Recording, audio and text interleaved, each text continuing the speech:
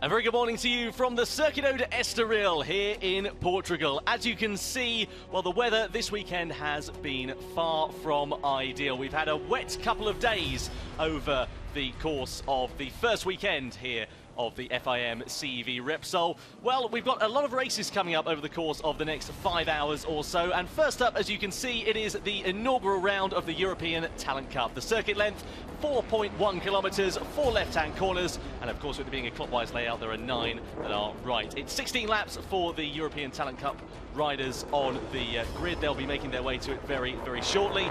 As you can see, the wind here has been far from ideal. But getting on with it, my name's Tom Brooks. Alongside me is Fran Wild for the day. Fran, great to have you along, and great to have you back in CEV again. Indeed, it's good to be here. Thank you very much. Well, it's going to be a very, very exciting start to the season. This was yesterday the class photo for the Moto3 runners and riders. There's quite a few new names in the grid, which we'll run you through a bit later on. The Moto3 Junior World Championship race coming up third on the bill here today. But as you can see, though, everybody was in good spirits, despite the weather disrupting qualifying and leaving some times to be desired, shall we say, on the grid. These are the European Talent Cup guys. Another few new names in the grid. Again, we'll run you through that. But this is live here in Estoril. As you can see, with the camera wobbling around in the wind, it's very, very windy here in Estoril. We had rain overnight, and it's also disrupted the warm-up this morning. The circuit now, as we can see, Fran, very damp out there. Far from ideal conditions to start the day. Yeah, definitely. As you can see from our commentary position as well, it still looks pretty sketchy out there. I think that's going to be the biggest challenge for these guys. And also, yeah, like you can see, the flags there in the wind. Even for us walking in this morning down the paddock, it was almost a challenge, had to tuck in. Yeah. So yeah, get the aerodynamic state. Exactly, it's going to be pretty difficult, especially for these guys on the baby bikes. It's quite a difficult weekend for their first races of the year. Yeah, it's going to be very, very interesting. So the European Talent Cup, if you're brand new to the FIM CEV Repsol, well, first of all, welcome along. It's great to have you here. The European Talent Cup is a championship where all the bikes are exactly the same. They all run exactly the same, identical Honda NSF 250R standard machines. There are no modifications allowed when they come from Honda. They just run on the bikes, put the new liveries on for the respective teams and the riders, of course. They get on the bikes, they go out, they make some adjustments to the suspension. A few little changes can be made here and there, but it's a very, very standardized class is the European Talent Cup. We saw, of course, in 2017, if perhaps you were watching last year, some of the best racing we've seen in the FIM CEV Repsol. The European Talent Cup was absolutely incredible. Manuel Gonzalez, of course, the champion of the 2017 season. He has decided to go on to pastures new, has the Spaniard, so there will be a new champion at the end of this year, which we're very, very excited about. Only a handful of riders actually staying in the class from the 2017 season. So as we can see, everybody making their way to the grid, a plethora of activity, a hive of activity is probably a better way of putting it, on the grid. We're all about ready to get underway. So, well, Fran, you've done the European Talent Cup, you've done CEV before, you did Asia Talent Cup last weekend, and all on exactly the same bikes. Just how close are these things? Exactly. I think for these guys, you know, it's one of their first steps in their careers, and it's great for them that they have everything they need to try and be competitive. Same machinery, it comes down to just what you can get out of it and what you can make of it on the day. So yeah, it's great to see as well such a full grid here. It's really big success now, obviously second season of the ETC.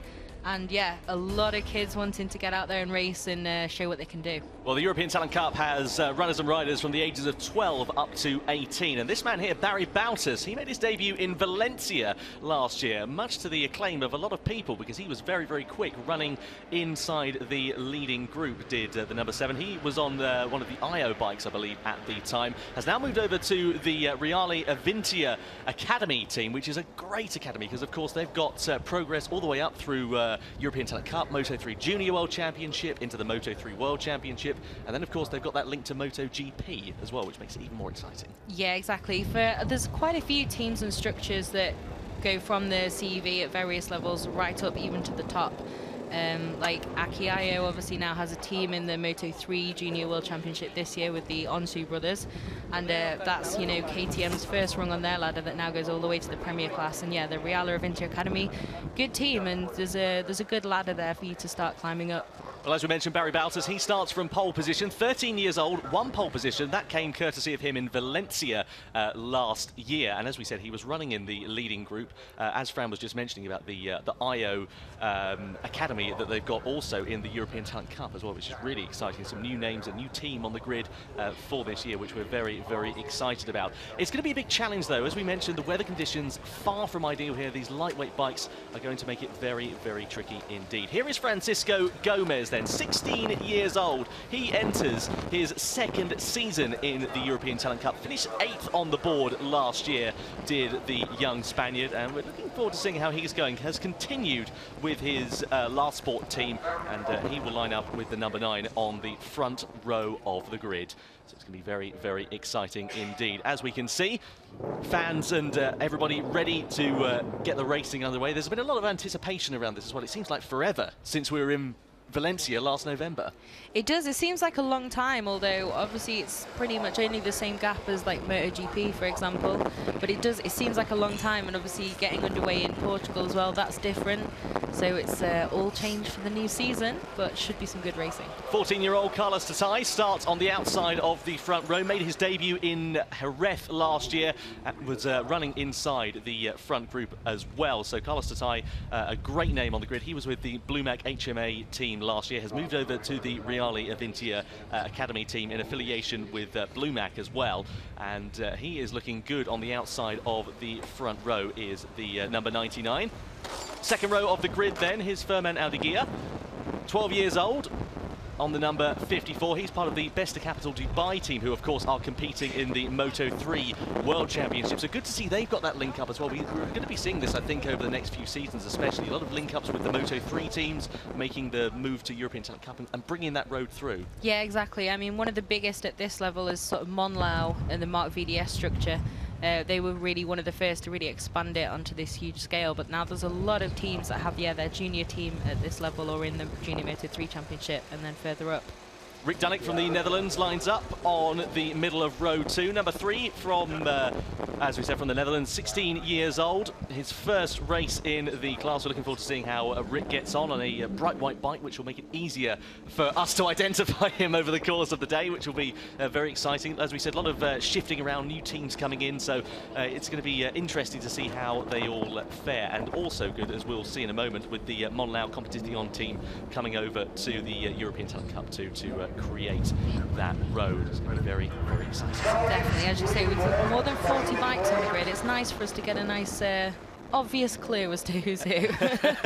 Here's Julian Guirao, 15 years old, his debut in the class with the Monlau Competition team, the Estrella Galicia outfit, and he will be an exciting talent. As we can see, he lines up on the second row of the grid, the outside of the second row in 6th position, starting on that dirtier side though. It's not where the racing line is, and the main thing is of course that it's going to be a bit damper on there because where the bikes have not run over that during the practice and the warm-up that we had this morning. Yeah, exactly. It's going to be interesting to see how conditions have changed as well since they were on track in warm-up, because it's very windy but also doesn't seem to dry out too quickly. We saw Alberto Puch outside the hotel this morning and he said here it doesn't dry quick even when it's windy, so we'll have to see.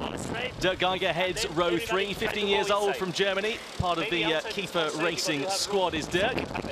Keep an eye out for him over the course, making his debut in the class. He's been part of ADAC in previous years, as you can see with that badge on the right-hand side of his leathers. And he, I'm sure, will be one to watch. It's so unpredictable, of course. There's no form book. There's no rounds that have been happening previously. We don't really know what is going to happen in this race, so it could be anybody's guess as to who is at the front. But as we can see from the fans there, they're all in their woolly coats, and it's quite a necessity here today. Yeah, we can see quite a few out of our commentary box, and I'm pretty glad that we're inside with the closed windows, to be honest. It's a bit chilly out there. Exactly. Team Honda Impala, and that's Xavier Artigas, who is 14 years old, on board the number 43. As we can see, a former Red Bull Rookies rider with the older style leathers. Perhaps these new ones haven't come through quite yet. Yeah, maybe. Obviously, on a Honda, KTM on the leathers, you know, he'll want to change that as soon as he can. No, exactly. Well, we'll see how Xavier gets on. That's he's on the middle of row number 3. As you can see, the cameraman having some troubles keeping his camera in line as well. The wind here really is not very nice at all. The sun is now just come out though, although there are a few clouds moving overhead here at Estoril, which is going to make it very, very interesting. One of the things that's going to be interesting as well, especially I think, is are they going to start on wet tyres or will they gamble on dries? Yeah, this is going to be an interesting question for these guys. Also, with not as much experience, it's going to be pretty tough to choose. Here we have Colin Feldhusen, we believe. We got some pro help on the pronunciation there from Michael van der Mark yesterday, sent us a voice note to give us a few clues. Dutch isn't the easiest of languages to guess, just from the phonetics. So he's starting locking out that third row, so he'll be wanting to try and make an impression from the start. Colin Feldhusen, one of the riders who was on the grid last year. He was with For Holland Racing, has made the step over to the Blue Mac HMA team for the 2018 season. Finished 27th in the championship last year with just 4 points on the board. Here's Matteo Patacca then, the Italian on the number 88. 14 years old he is. 658 Squadra Corsa making their debut in the European Talent Cup in 2018 as well, which is very, very exciting. Yeah, I talked to Paolo Simoncelli yesterday, and he seems really, really, really quite excited about the guys he's got in the ETC. Said really has a lot of, he thinks they have a lot of promise, and he wants to see how they're going to go. I tell you what, Fran, I can see a few spots of rain coming onto that camera lens. I think we do indeed have a bit more rain. I think this is really their ultimate nightmare, because we don't know what's going to happen soon. You can't really even tell what's the best decision to take right now, and the clouds are moving so quickly in the wind. Well, here's Pietro Pervalainen. He will start in 12th position on the grid. They're just getting that bike started. Now, of course, the difficulty is with these Honda NSF 250R machines, because they're a standardized bike, they can't change as many things on them. So they can't change things like the suspension, the preloads, for example, and make those last-minute changes that they'll make. But without a doubt, with the rain that's coming down ever so slightly here, wet tyres are going to be the order of the day. Yeah, we think so. It's good in some ways, though, for a few guys, because it's the double leveler then of the same equipment and the rain. Well, here's the grid then. The first row, Barry Baltus, Francisco Gomez and Carlos Tatai. And then Fermin Aldegue, Rick Dunnick and Julian Giral. Third row of the grid, Dirk Geiger, Xavier Artigas and Colin Feldhusen on the number 64. That was okay, right? And then we got Matteo Patacca, Kenny Koskinen and Peter Pavilainen. Just about there. Just about. Row 5, Jose Antonio Rueda, Matteo Bartei, and then Andres Vostatek. And then we've got the next row is... Sorry, we have Joshua Bauer, Lorenzo Fallon and Andreas Koffler. Row 7, Salvador Hernandez Rodriguez. Row 8 is Fernandez Plunk and Torres Cias. And then as we look further down the order, we can see as the bikes catapult away from the grid, Matteo Gregorio, Nicolas Scheiber and Marvin Siebdraft. Jamie Davis down on row 11, Ignacio Iglesias, Clement Rouget. Row 12, Salvo Rogassa. And as we look further down the order, the names are changing quickly than we can keep up. It goes quick. Exactly. Row 13, Angel Heredia. Then Josh Watley making his debut in the class. Canadian Jake Haynes, the first Canadian from across the pond that we've seen. Philip Rihashek, Vincent Falcone, Ika Garcia towards the back end of the grid. And then we've got Aurel Nuval, I believe. Newell, I think. Of course. It's a very challenging thing to read the grid with so many different nationalities, so many different names very quickly between the two. As you said, Josh Watley there, making his debut. Should be interesting for him. This is his first competition of the season before he'll then be lining up in the British Talent Cup next week in that first weekend. So it's pretty good for him to get on a bike and get going for the season before that debut. Well, he was racing in the RMFE CEV in 2017 and has made the step up to the European Talent Cup this year. And as Fran said, he's also going to be competing in the British Talent Cup. So some good time on board that standardised Honda for him this year. Exactly. It's always good to race, you know? This is what people never want. If you're a rider, you never want to be off the bike. It doesn't have to be all different types of competition every single weekend, but you know, a lot of people, pretty much only Cal Crutchley that I can think of off the top of my head, solely does cycling in between racing. Everyone else usually tries to stay on a bike, whether it's training, competing, whatever. So for Watley, it's pretty good to have a first weekend out. Absolutely. Well, he's getting himself acquainted with that machine, starting a bit further down the order than he would have liked, I'm sure, down on the grid. But he is lining up in 38th position, as we said, in the middle of the, well, quite a far back, let's put it that way. But nonetheless, some good progress, I'm sure, to be made for him over the course of this race, as indeed all the riders will be looking to do so. As we said, there's no form book, there's no script, there's nothing. We have got absolutely no idea what is going to be happening over the next 16 laps for these European Talent Cup riders. But we know one thing, it's going to be very, very entertaining and an exciting start to the 2018 season. And we were talking about a shower just a few moments ago, Fran. The sun has come out. Yeah, it's changed again. All changed again. So I think these guys are just going to have to see what happens ultimately. It sounds like a bit of a cop-out, but ultimately they've got 16 laps to go. It's all going to change lap by lap. Well, riding on wet tyres on a drying track is no mean feat, and we'll see how they all get on. This is the man who starts from pole position then. We can see the number 7, Barry Baltus from Belgium.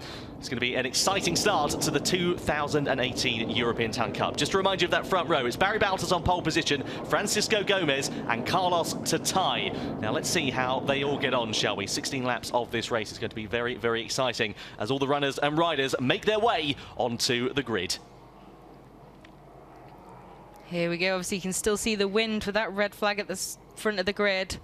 It's going to be pretty challenging for all these guys down into turn 1. We'll have to see. There's a few rookies and should be pretty interesting braking zone to set us off. Well, over 40 riders on the grid for the start of the European Talent Cup in 2018. One thing's guaranteed, in November in Valencia we'll have a brand new champion crown, but let's see how they all get on then here at the Circuito de Estoril. The green flag is waved at the back. We wait for the red lights to come on. Look to the top left corner of your screen, and the FIM CEV Repsol's European Talent Cup is about to get underway shortly. The red lights go on, they go on, and we get underway in 2018. A great start from opposition to Baltus. Looks like Tatai has also made a good getaway. Francisco Gomez opts towards the outside line, but it's Tatai versus Baltus. When we go into the first corner, it's going to be very close indeed, but Baltus just about manages to retain the leaders. They're all going very, very gingerly into that first corner, Fran.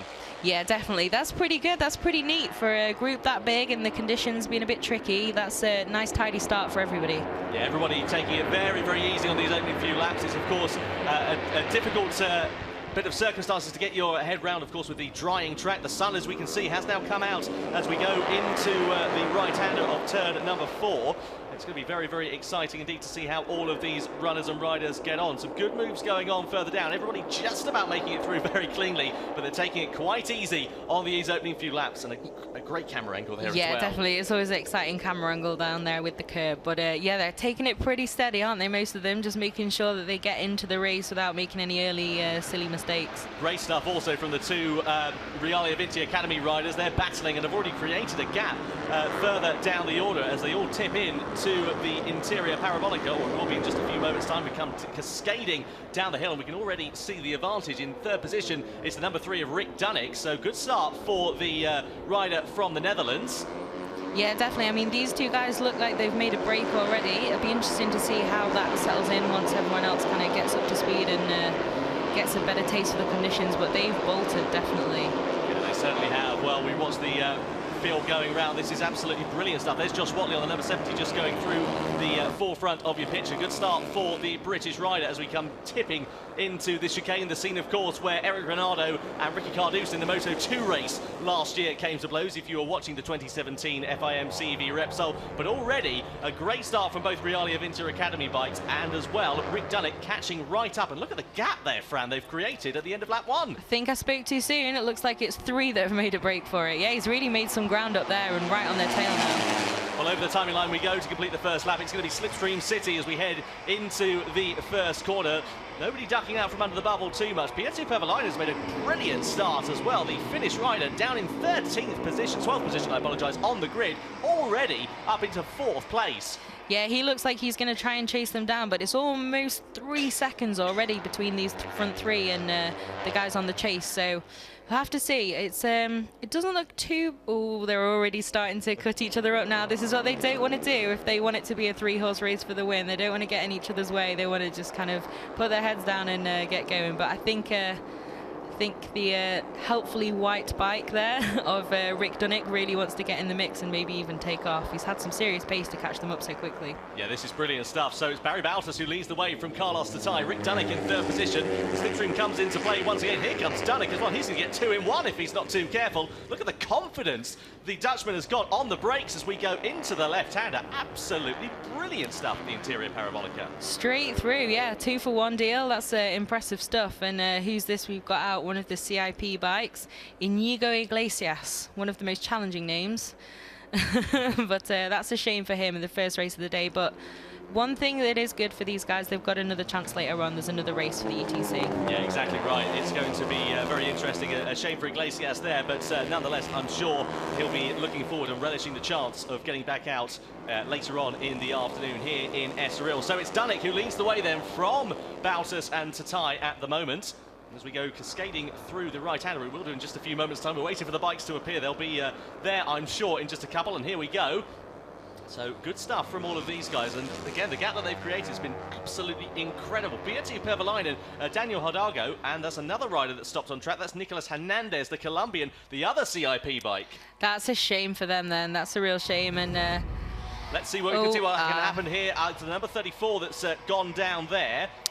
So we're almost 2 for 1 on the crash there. That's a shame, but obviously rider okay, which is always the main thing. But yeah, looks pretty dejected there, walking away. Yeah, Nicolas Hernandez, unfortunately, a victim there, an innocent victim at the first corner. Meanwhile, Baltus has hit the front. He's taken over from Rick Dunik then on lap 3. So this is good stuff from the top 3 here. Daniel Hidalgo, Julian Guidal, and then Jose Rueda, Victor Rodriguez. Oh, we've got a crasher. Oh, he's pushed too hard. And Rick Dunik, it's just too much.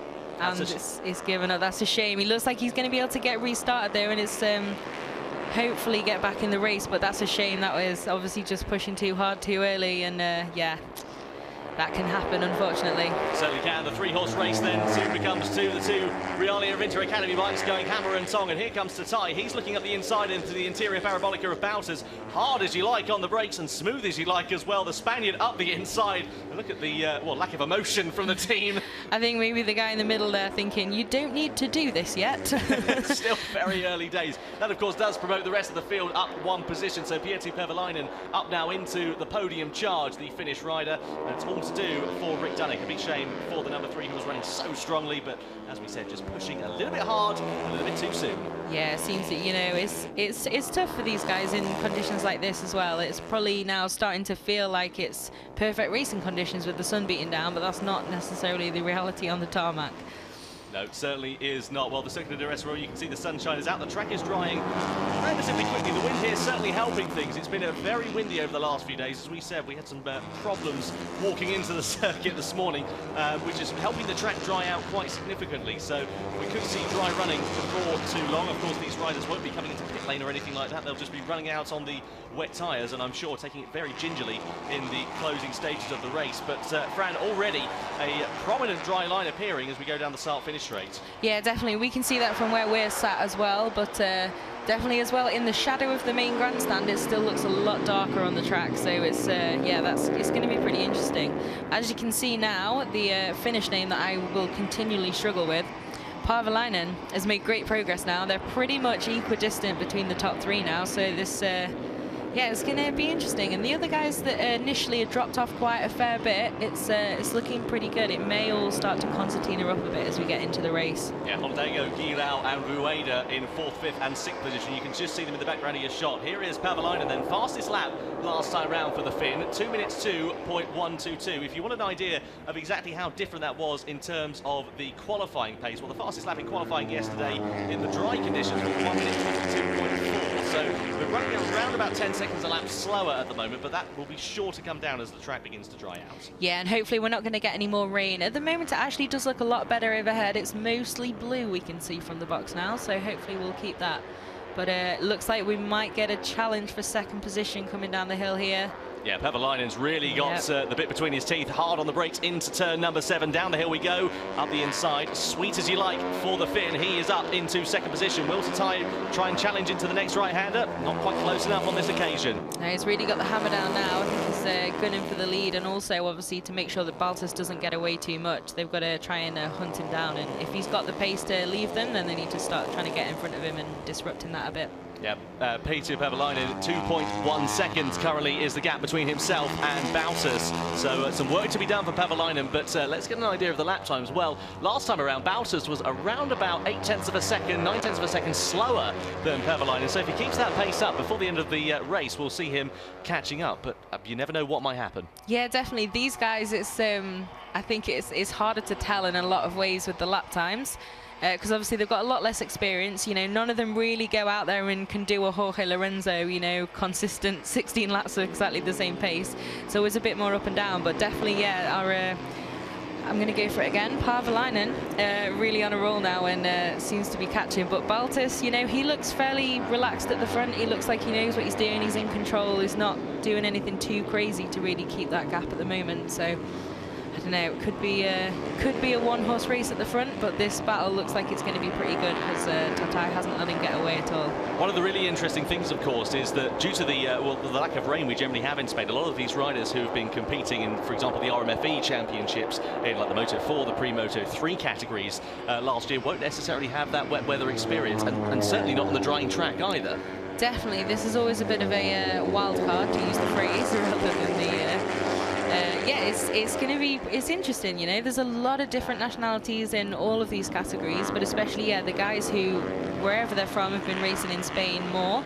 It's always, yeah, it's always a bit of a different challenge for them compared to, you know, some of the guys you get who've raced in the UK or other places around the world, and Australians, but usually that's more from experience on the dirt rather than experience in the rain. Very, very true. You can always rely on them to generally be quicker in the mixed conditions. Here's the battle for fourth position, though, meanwhile. The two Monlau Competition bikes going hammer and tongue at the moment. It's Guirao versus Hidalgo.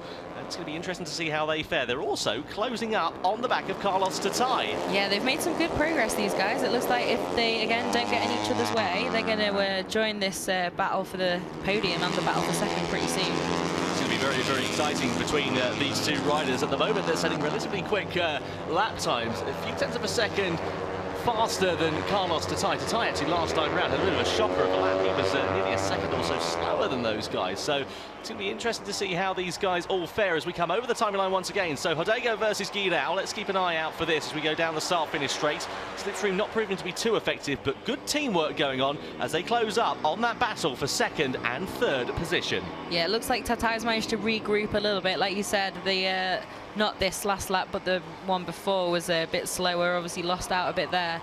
But again, fastest man on track is Barry Baltus still. Tatai, meanwhile. So it's a big challenge for these guys. Tatai goes up the inside of Pavalainen into second position. So it's Bluestons of Intia, rather. I'm thinking of a few years ago.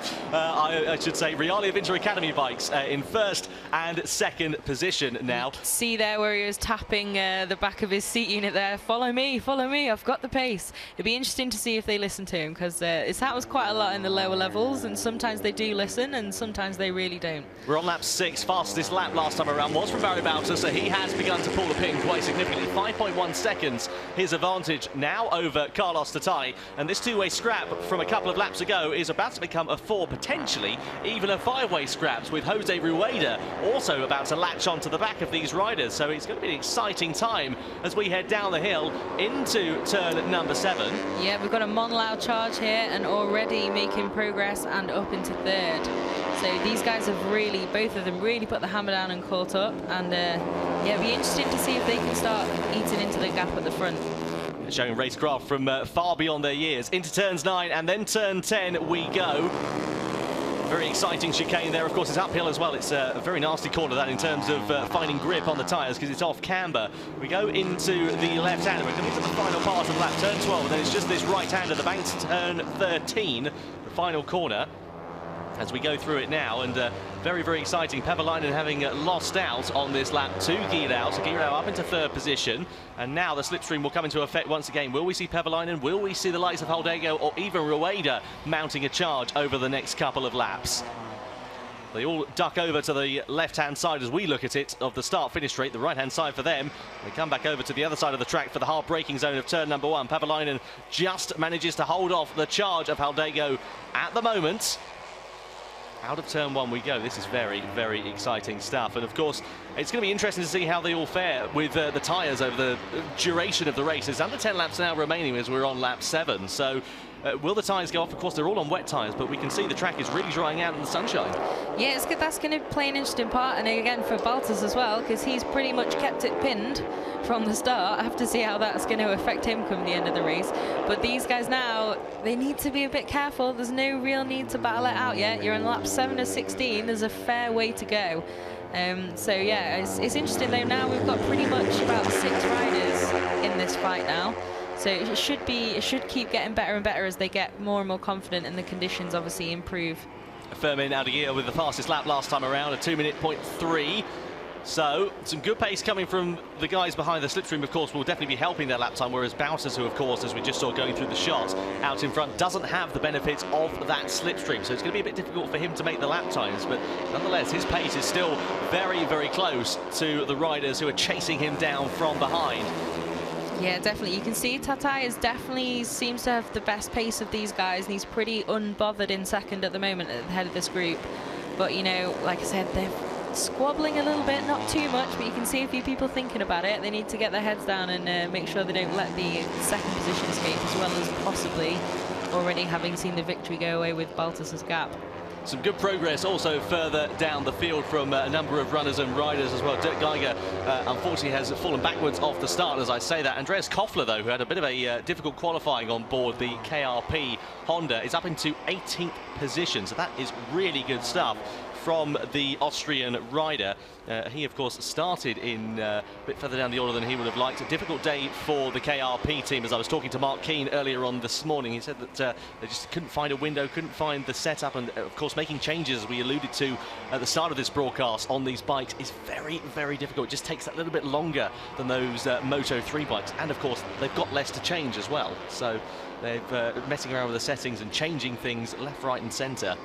Yeah, definitely. I think it's interesting with these bikes, though, and when the bikes are quite the same at this level, obviously you need to feel the bike, you need to get the best from it that you can. But it's like, I think Alex Marquez said to Joan Mir in Moto2, when obviously Mir's moved up, reigning Moto3 champion, and said, don't get lost in trying to find a setup, just ride the bike. And I think that's really, really good advice for these guys as well, because yeah, obviously it's an important factor and everything plays its own role, but if you get out there, you ride the bike how you know you can ride the bike, get the best from yourself, then, you know, maybe a good example of that at the moment is Baltus. I hope I don't commentators curse him now.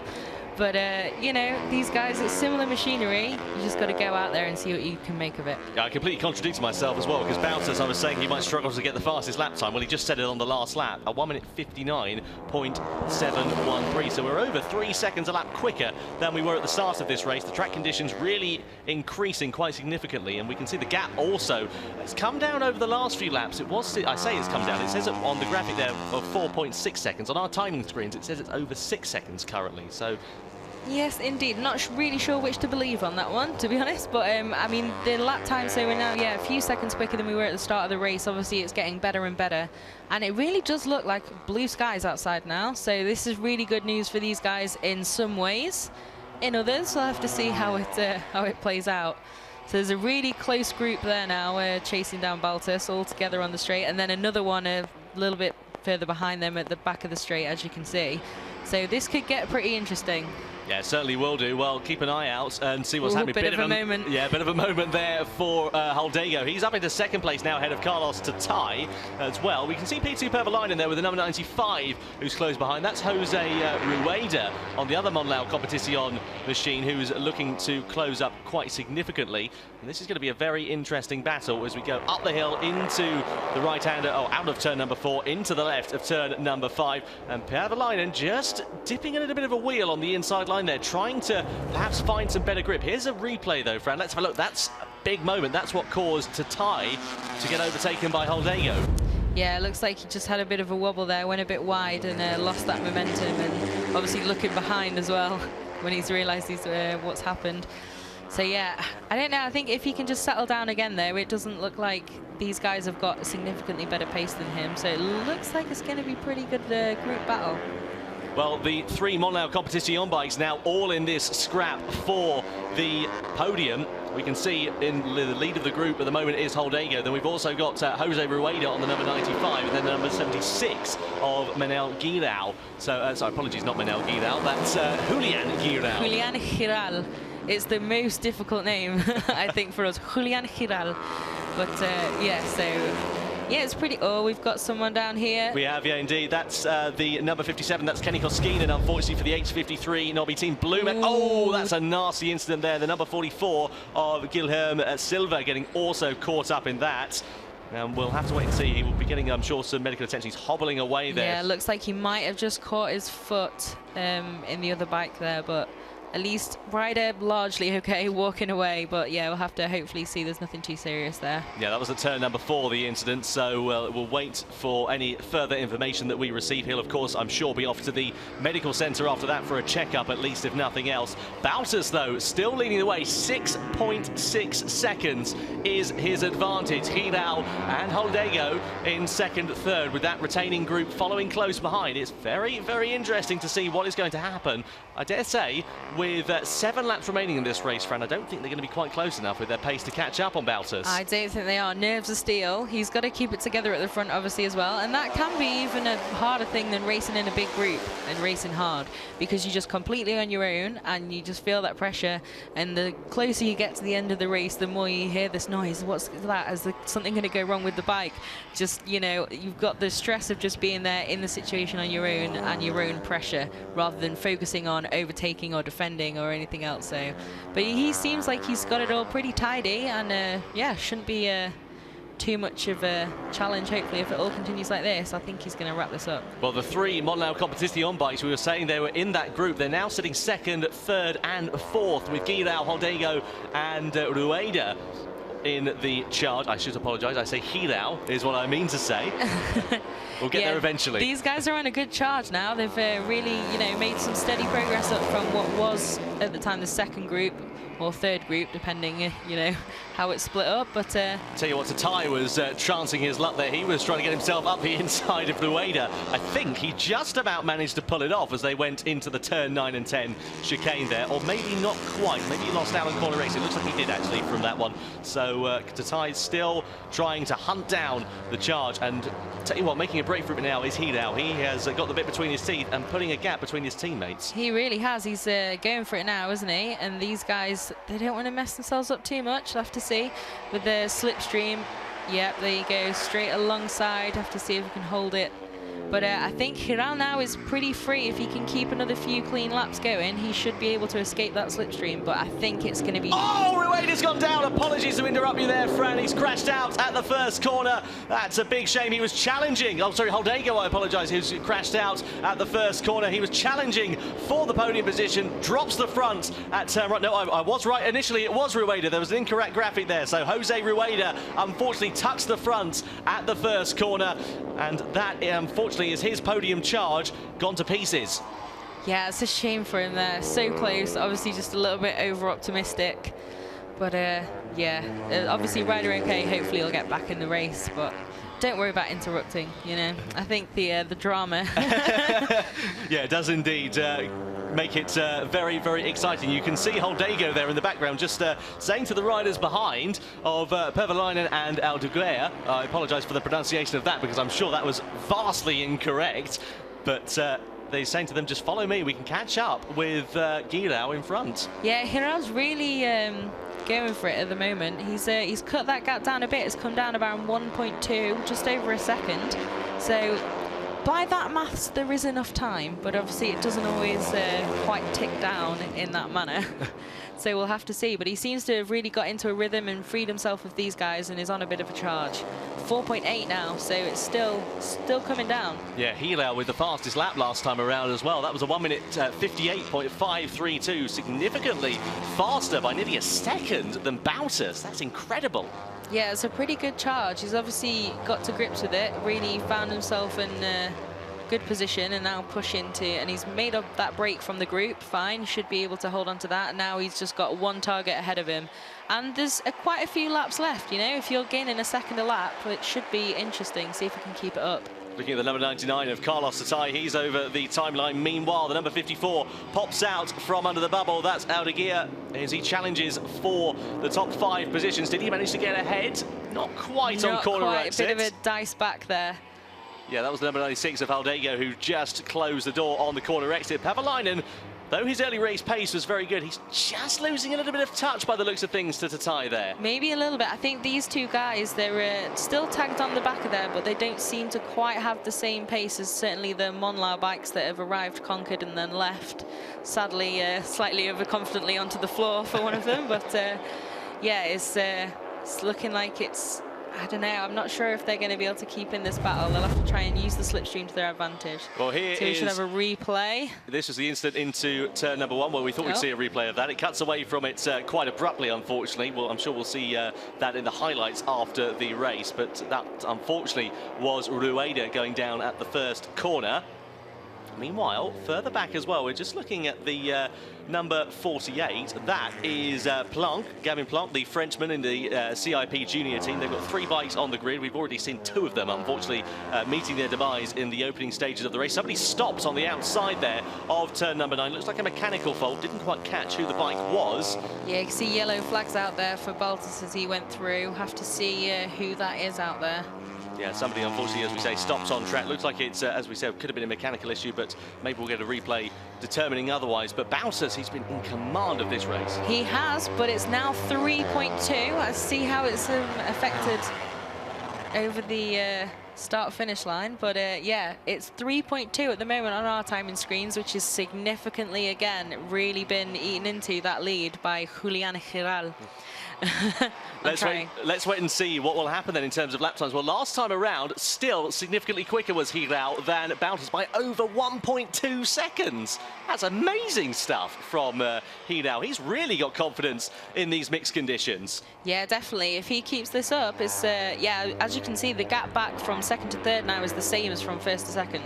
So, yeah, it's a really impressive charge here. Have to see if we can keep it up. But then also Baltus then is going to find out that there's some pressure now. And it's not a one-horse race as he thought. And there's someone really coming to challenge him.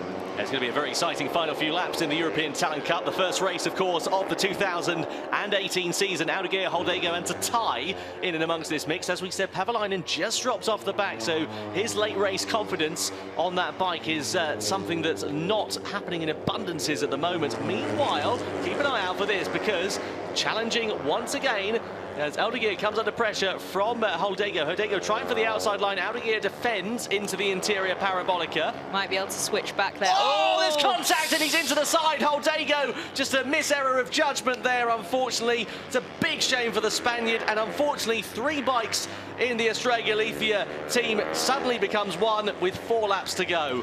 That was, I mean, that's a classic move to try and move back on the inside there. Just a little bit too violent going in there and contact. Pretty much what we saw at the end of the World Supersport race this morning, actually, but a little bit more extreme here. Yeah, we won't spoil that race for you, just in case you haven't watched it. It was quite an early alarm. Naming no names, but it was spectacular. It certainly was. We were watching it in the hotel lobby this morning as we were checking out. Meanwhile, Baltus still leads away, but he's coming up on lap traffic now, Fran. This is going to be interesting. Yeah, this should also be pretty... It's going to be a different challenge for him as well. He's got to keep us cool through the traffic, see if they listen to the blue flags and get out of the way as well. But also, that's going to just put the bit between the teeth of Giral even more. Certainly is. Well, pick out Baltus from that scrap. Here he comes. He's just going ahead of the number 16 of Clement Rouget. Yeah, moves nice out the way sensibly. Out of the way, definitely. Very sensible. So, yeah, they've got to be aware of when the guys behind are coming, who's coming, and make sure they don't really disrupt the race for the leaders here. It could be the difference between the victory and not. Well, 2.5 seconds is the gap now, and unfortunately, of course, Baltus is challenging, but Hiaud is going to be caught up behind this traffic as well, so he's going to have to deal with it also. Yeah, it's a bit of a difficult situation here, but for Baltus it may even be almost welcome to give him something to focus on rather than just being alone at the front, as he has been pretty much the majority of this race. But oh, that's getting pretty close there. That's Jake Hayes, unfortunately, who hasn't seen the blue flags, or maybe the blue flags haven't been waved. We didn't quite see them. Here's Baltus, the number 7 up the inside of the number 8 into the interior parabolica. And if it stays like this, I don't see how Hiaud is going to be able to just challenge. Well, we don't know. We'll have to see. The lap time should tell us everything once they're through these guys and back round over the start-finish straight again. We'll have to see what the gap is. It was 2.5 last time around. Maybe the traffic will have played against Giral, but maybe it will play in his favour by the time they finally get round. This is going to be very, very exciting in the last couple of laps for the inaugural European Talent Cup race in the 2018 season. Just getting past the SIC 58 Squadra Corsa bike there of Matteo Falzone. Falzone, there we go. Like calzone, the pizza. Of course. I made that mistake once at a restaurant, calling it a calzone as well. It's, you know, it's a little bit of a Hollywood version of the Italian, the Brad Pitt calzone. But yeah, it's it's going to be interesting to see now. They're just coming across the line. Let's see what we've got as the gap now. 2 laps remaining here in the European Talent Cup as Baltus comes over the timing line to tick off another one. And he sets a 1:58.463. What will Hiaud be able to respond? It's just 0.2 quicker that time around, so it's 2.4. Let's see now if he can get past this traffic and go back on the chase. Yeah, he's coming up against Falzoni now as well. Falzoni is probably aware that he's there. He can hear the bike behind him. Meanwhile, this is a good little scrap further down the order as well. Outside of the top 20 at the moment, because that's all our timing screen unfortunately goes down to here in the commentary box. But, oh, and that's Pietri Pevalainen has crashed out in the closing stages. Oh, disaster for the Finn. A big shame. It looks like he's lost it. We can't quite see where that is. Let's see if we can determine turn 1.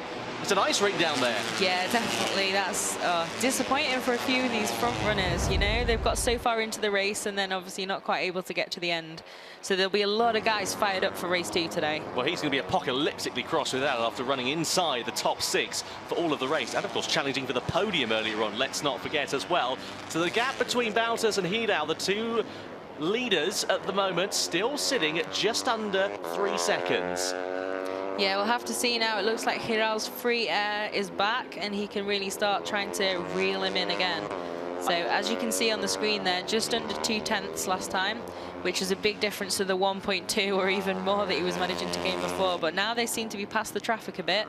Let's see what they can do. I tell you what this reminds me of is the late great Ralph Waldman. Unfortunately, with him in the final lap of the race, he was absolutely incredible at Donington in 2000. The intermediate front tyre really working well for him, and he managed to get the victory at the final corner in the 250 race. Just thinking that and wondering how I would segue into it. Well, so there you go. Exactly. You didn't have to worry.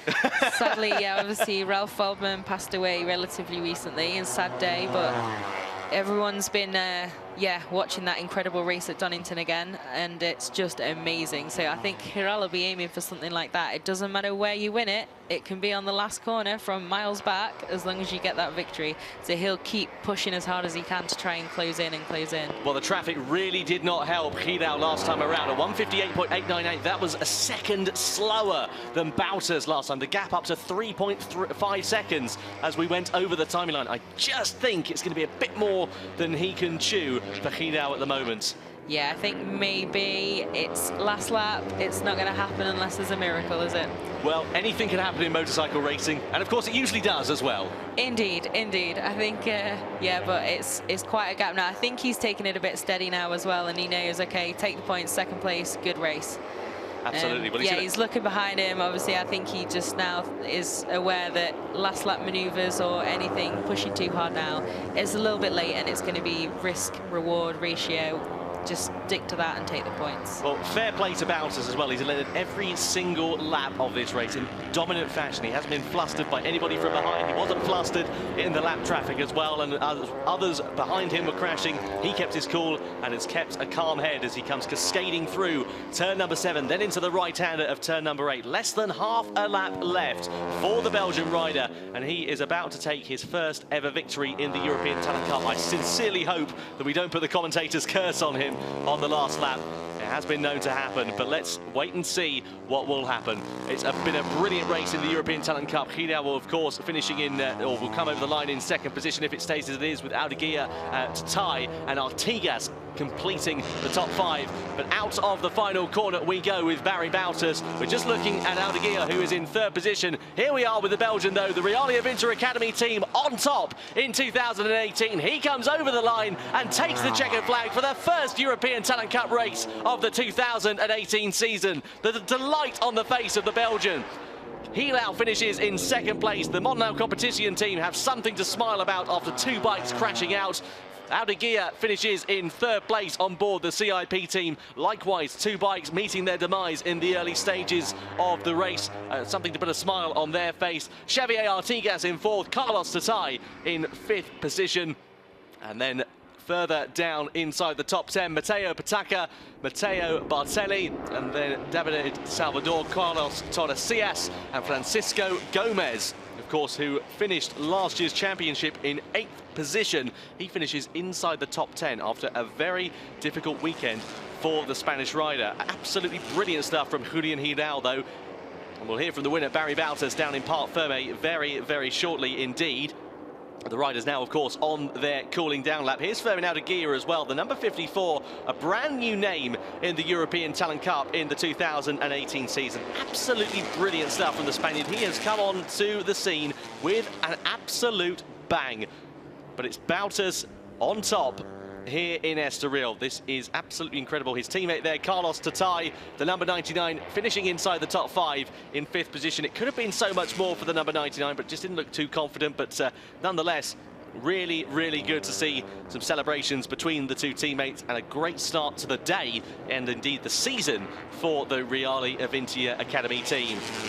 The Marshals as well. Credit to the Marshals. The weather this weekend has been very, very challenging. As we said, it's been very windy here. It's still very windy at the Estoril circuit. Glad to see the sunshine has now come out, but I certainly wouldn't have envied them being out earlier on if the rain had stayed the same. But pleased to say, of course, now that the sun is out, the track is drying quite significantly. And no question, with the Moto2 race up next, it will be dry tyres.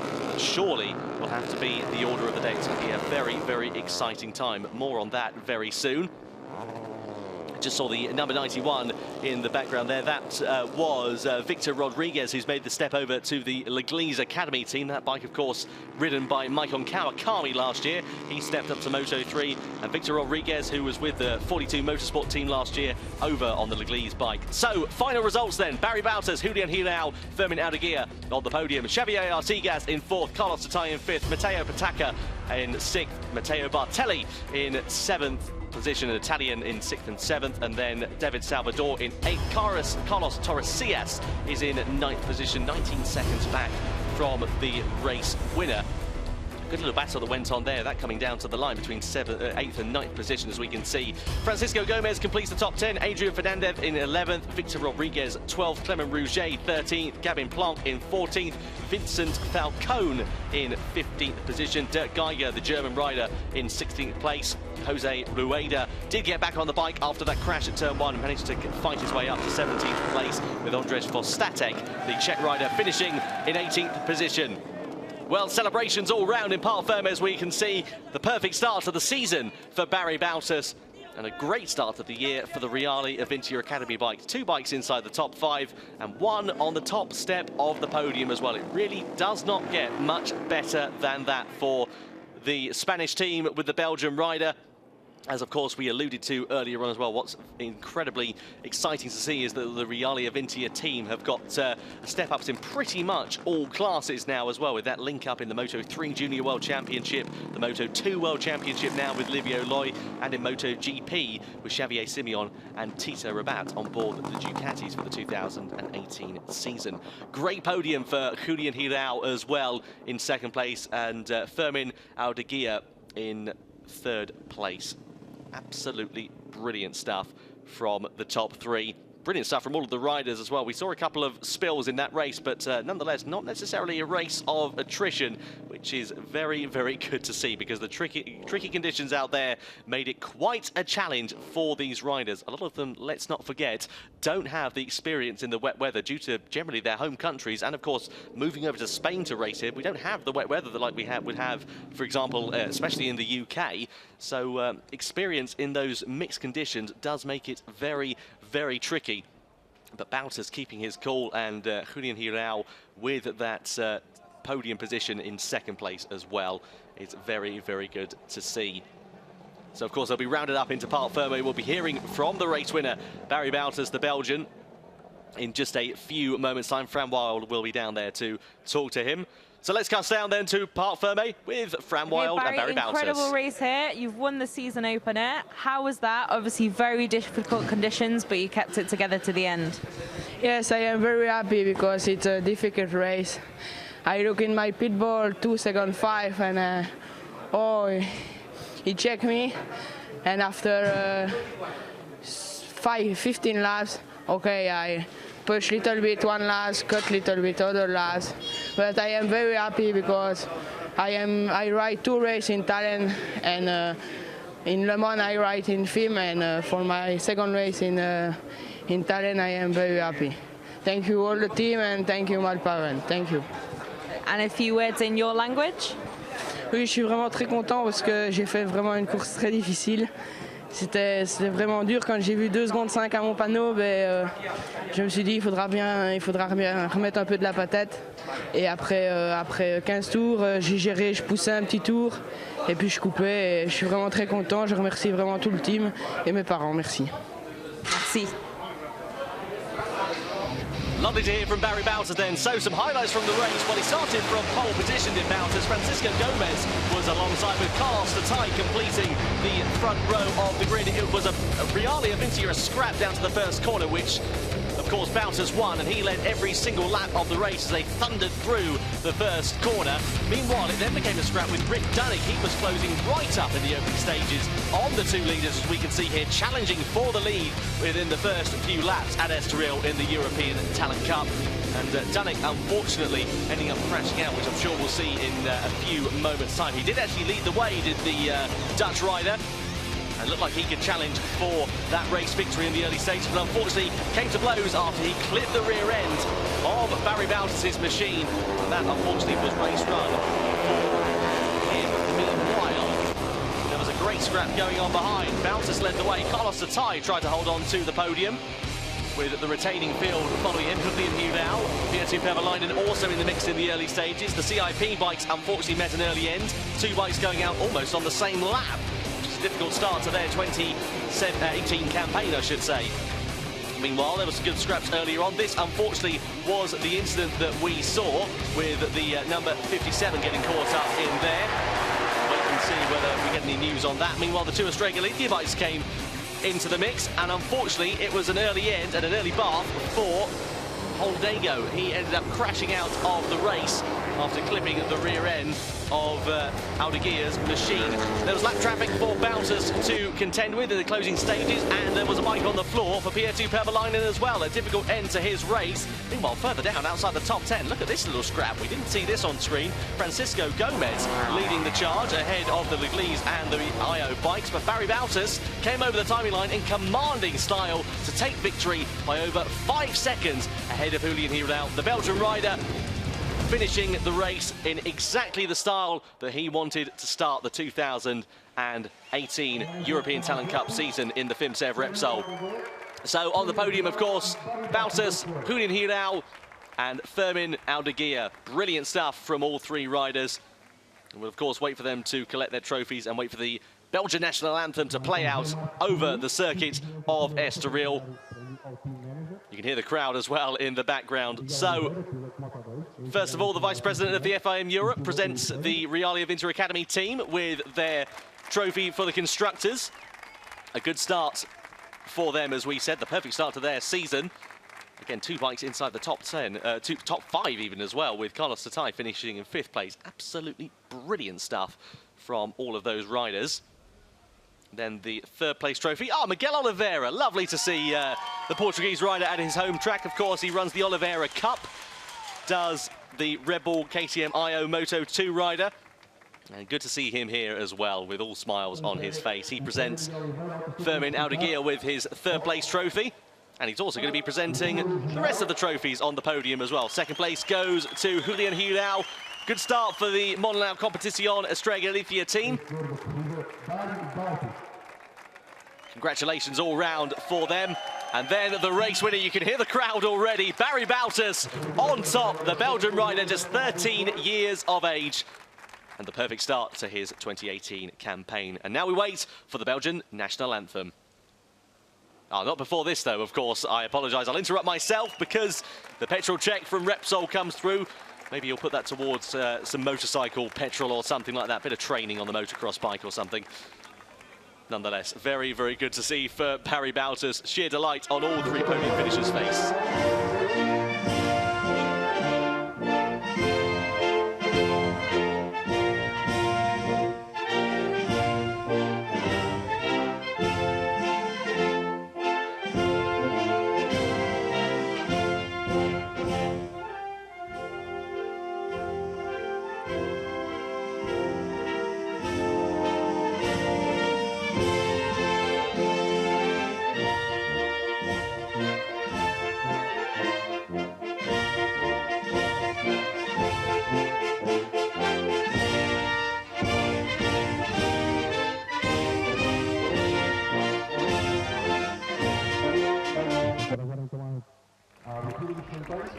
The Belgian national anthem plays out over the Circuit de Estoril.